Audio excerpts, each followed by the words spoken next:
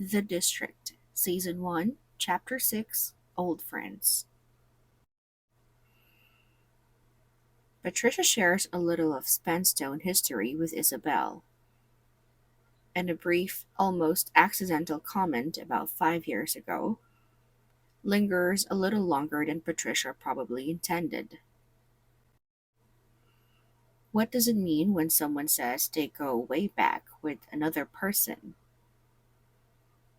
Why do we say something is common knowledge?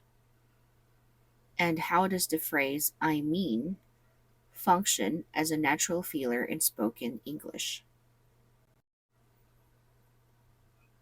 Thursday afternoon was quieter than usual, the kind of slow stretch where conversations wandered a little further than usual. Patricia stopped by Isabel's desk with 2 cups of coffee, setting one down without asking. You look like you needed this. You read minds now? Isabel asked, smiling. 25 years in this industry, Patricia said, sitting on the edge of the empty desk beside her. You learn to read more than spreadsheets. They talked for a while about nothing important: Isabel's apartment search, the impossible subway system, the strange specific kindness of Tony at the Halcyon Grill, who apparently remembered everyone's order after a single visit. Eventually, Isabel asked, mostly out of curiosity, how long have you been here exactly? At Spenstone? Almost 15 years, Patricia said. I go way back with this place. I watched it grow from a mid sized firm into what it is now. That's a long time, Isabel said. It is, Patricia said, something thoughtful crossing her expression. I've seen a lot of people come and go, a lot of changes. What about Margaret? Has she been here even longer? Margaret's practically a Spenstone institution, Patricia said, a small, genuine respect in her voice. She built half of our current risk frameworks herself. People don't always realize how much she's protected this company over the years. She seems intense, Isabel offered carefully. Patricia laughed softly. That's one word for it. But intense is exactly what keeps a company like this safe. You don't survive 30 years in finance being soft.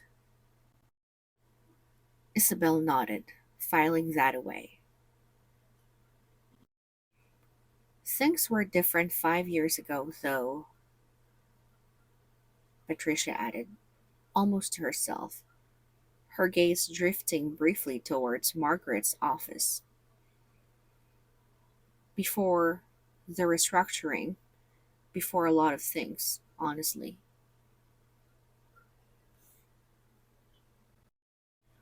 What happened 5 years ago? Isabel asked, genuinely curious now. Patricia blinked, as if catching herself somewhere she hadn't quite meant to go. Oh, nothing dramatic, just growing pains. Every company goes through them. She stood up, smoothing her blazer. Anyway, that's ancient history. I should get back to it. Of course, Isabel said. Thanks for the coffee. Anytime, Patricia said, already walking away. I mean it, my door's always open. Isabel watched her go, the comment sitting strangely in her mind. It wasn't what Patricia said exactly, It was the half-second pause before she said it, the way her sentence had started to go somewhere else entirely before she pulled it back. 5 years ago. Isabel didn't know why the phrase stuck with her, but it did. Hi everyone, welcome back to The District, Chapter 6, Old Friends. A quieter chapter, but listen closely, because there's a lot of meaning hiding in small pauses today. Let's start with Patricia's line about her history at Spenstone. I go way back with this place.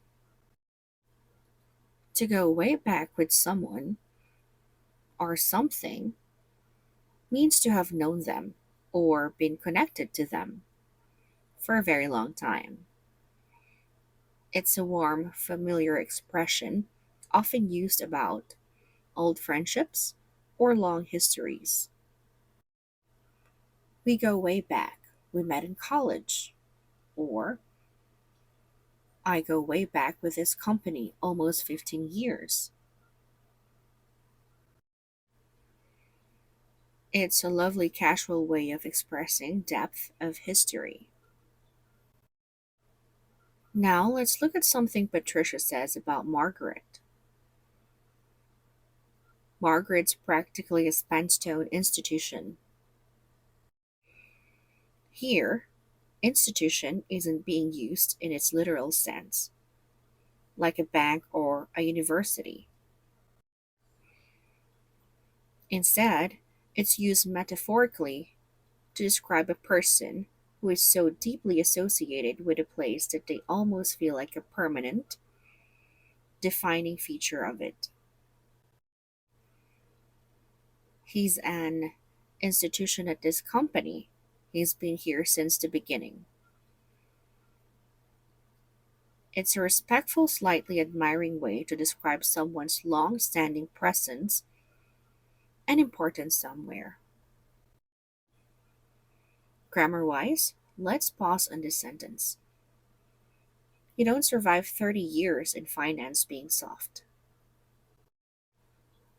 Notice the structure here. Being soft functions as a gerund phrase describing manner, almost like saying by being soft. This kind of reduced structure, dropping by, is very common in spoken English when explaining how or why something is true. You don't win a marathon skipping training, or you don't build trust lying constantly. It's a punchy, natural way to make a strong point quickly. Now, pronunciation and natural speech time. Let's look at Patricia's farewell line. I mean it.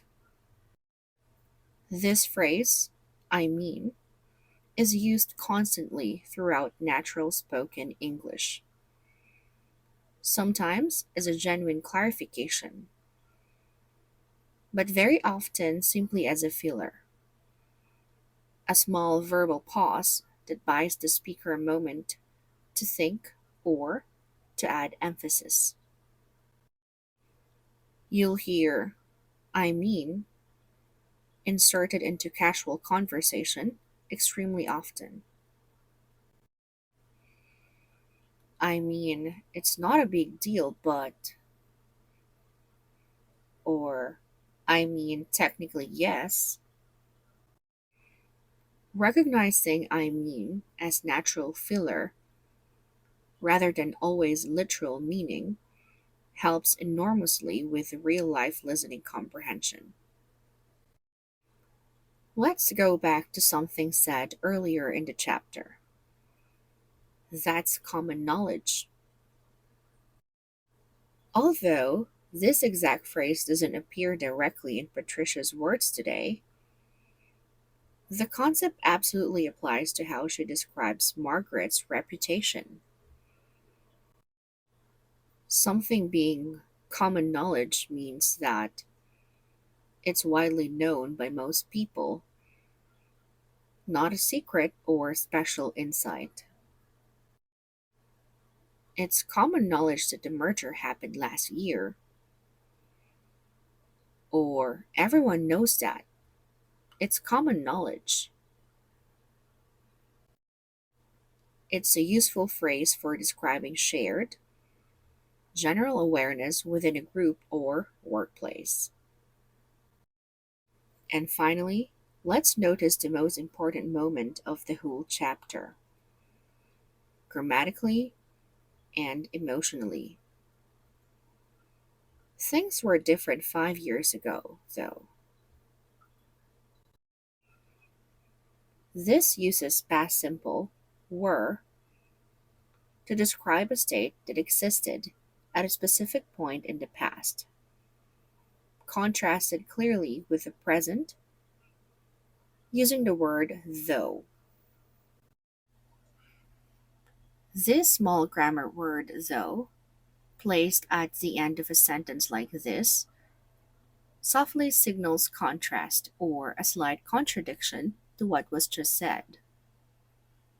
She seemed confident. She was nervous, though. It's an extremely natural, very common way that English speakers add a layer of nuance to a statement, often almost as an afterthought, exactly like Patricia does here.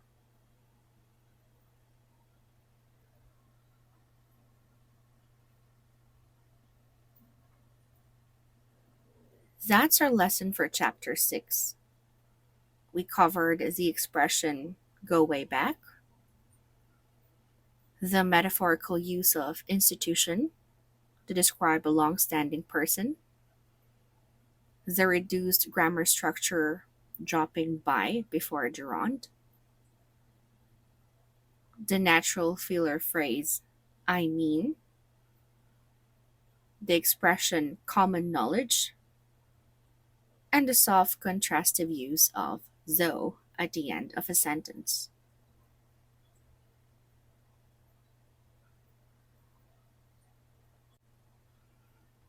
So Isabel learns a little more about Spenstone's history and a lot more about how much people seem to genuinely respect Margaret Collins. But that one small phrase, 5 years ago, refuses to leave her mind quite so easily. In our next chapter, Isabel runs into Derek again, and this time, the truth behind that mysterious envelope finally comes out. I'll see you there.